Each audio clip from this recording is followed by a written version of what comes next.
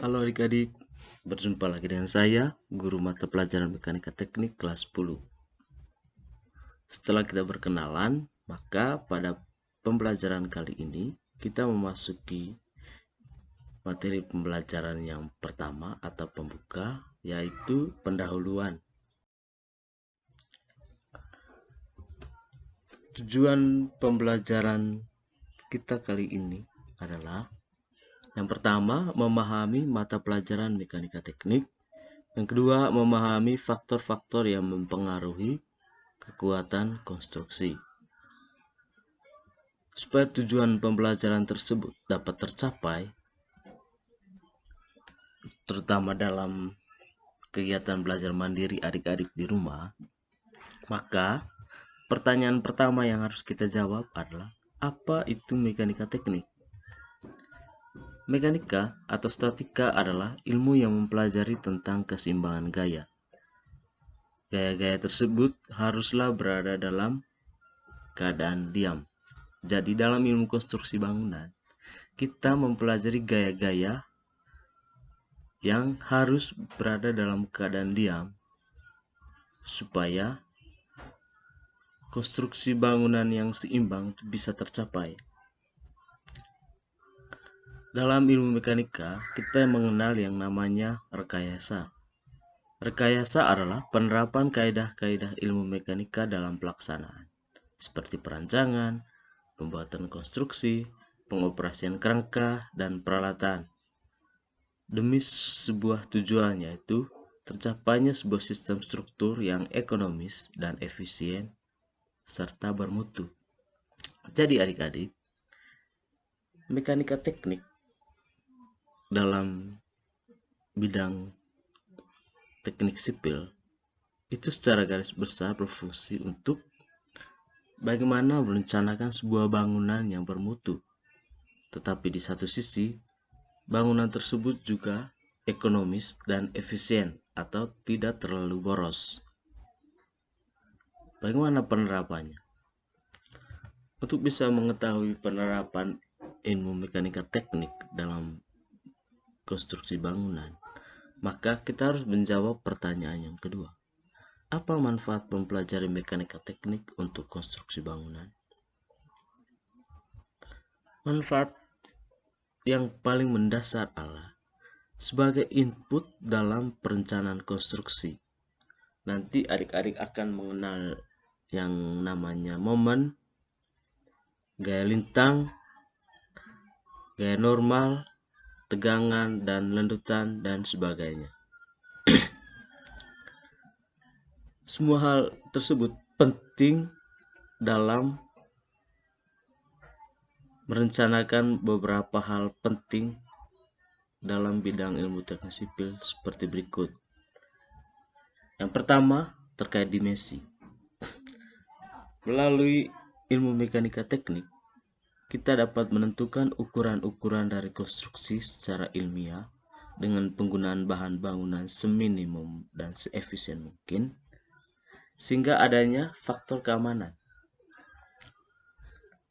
Sehingga kalau kalian melihat rumah lantai 2 dengan kolom 30x30,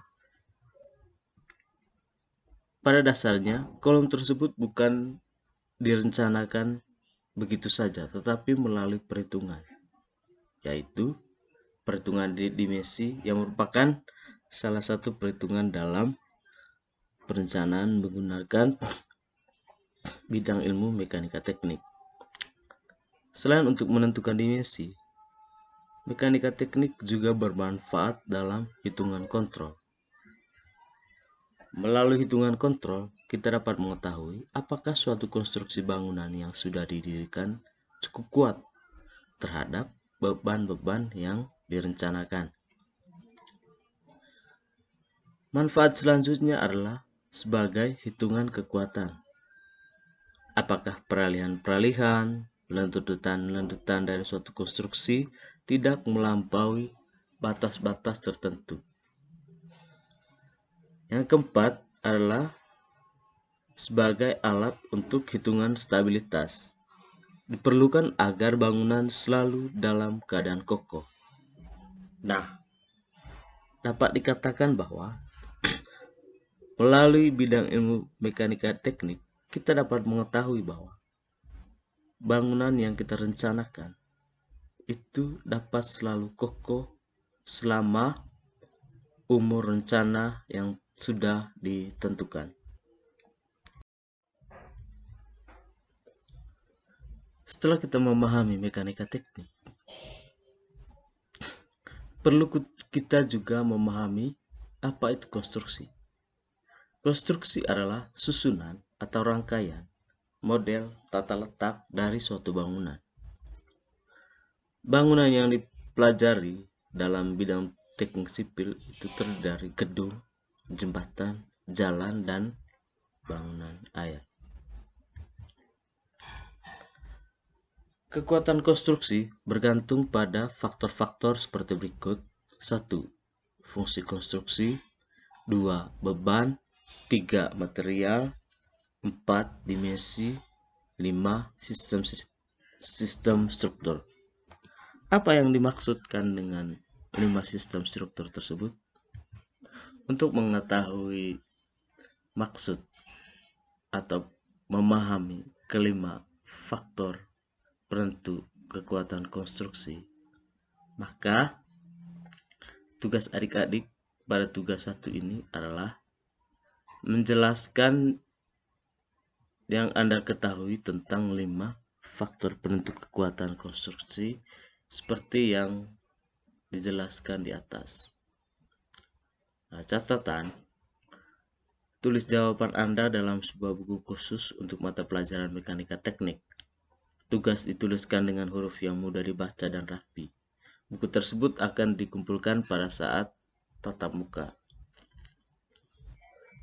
Sedangkan untuk kepentingan pemeriksaan, tugas akan dikumpulkan paling lambat pada hari Kamis, tanggal 26 Agustus 2021, melalui media Google Classroom atau melalui nomor WhatsApp 081283733035. Tugas dikumpulkan dalam format PDF. Cara mengumpulkan tugas adalah setelah kalian menulis tugas tersebut di dalam buku khusus mekanika teknik, kalian mengambil foto lalu mengkonvert foto-foto tersebut ke dalam bentuk PDF. Nah, halamannya itu harus berurutan. Sekian pertemuan kita pada kesempatan kali ini. Semoga pertemuan kali ini memberikan manfaat yang cukup untuk adik-adik, dan silakan mengerjakan tugas satunya. Saya menunggu adik-adik mengumpulkan tugas paling lambat pada pukul 24.00 hari Kamis tanggal 26 Agustus 2021. Jangan lupa tugasnya harus dibuat dalam format PDF dan dikirimkan ke Google Classroom atau langsung ke nomor WhatsApp 081283733035.